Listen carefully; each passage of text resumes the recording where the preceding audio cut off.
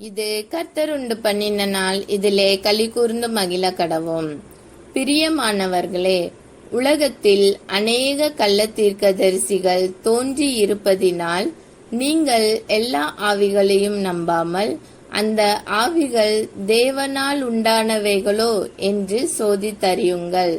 1 யோவான் 4:1. ஆவியை பகிர்ந்து அறிந்த இயேசுவை பற்றி கேட்போம்.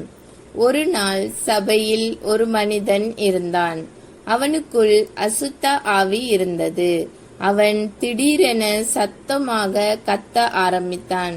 மக்களுக்கு என்ன நடக்கிறது என்று புரிந்து கொள்ளவில்லை. ஆனால் இயேசு உடனே அந்த மனிதனுக்குள் இருந்த தீய ஆவியை அறிந்தார். அப்பொழுது இயேசு அந்த ஆவியை கடிந்து, அமைதியாக இரு, அவனை விட்டு வெளியே வா என்று சொன்னார். உடனே அந்த அசுத்த ஆவி அவனை விட்டு வெளியேறியது. அந்த மனிதன் விடுதலை பெற்றான்.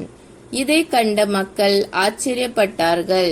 ஏனெனில் இயேசுவுக்கு ஆவிகளை அறிந்து கடிந்து கொள்ளும் அதிகாரம் இருந்தது. நாம் எல்லோரும் ஜெபிப்போம். அன்பான இயேசுவே, எது உம்மிடத்தில் இருந்து வருகிறது, எது அல்ல என்று அறியும் ஞானத்தை எங்களுக்கு தாரும். உம்முடைய பரிசுத்த ஆவியால் எங்களை வழிநடத்தும். எங்கள் இருதயத்தையும் மனதையும் எல்லா தீய ஆவிகளிலிருந்தும் காத்தருளும்.